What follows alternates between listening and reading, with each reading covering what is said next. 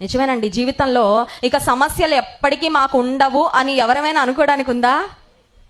ఎప్పుడు వస్తాయో తెలియదు. ఏ పరిస్థితిలో మన జీవితము, మన పరిస్థితులు ఎలా మారినప్పటికీ మనకున్న నిరీక్షణ అయితే ఒక్కటే, నన్ను నడిపించే దేవుడు నాతో ఉన్నాడంతే, నన్ను నడిపిస్తాడు.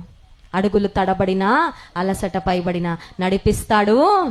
నీకుందా విశ్వాసము? నీకుందా నమ్మకం? సమస్యలు చూడగానే నీరు గారిపోతున్నావా?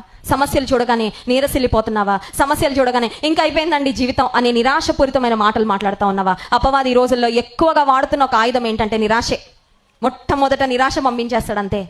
ఈరోజు ఎంతమంది స్టూడెంట్స్ నిరాశతో చనిపోతున్నారండి. ఎంతమంది మరి కుటుంబంలో ఇల్లాలు తన వచ్చిన సమస్యలను బట్టి, తను ఎదుర్కొంటున్న సమస్యలను ఎదుర్కోలేక జీవితాన్ని అంతం చేసుకుంటే వారు ఎంతమందో మనకు కనబడతా ఉన్నారు.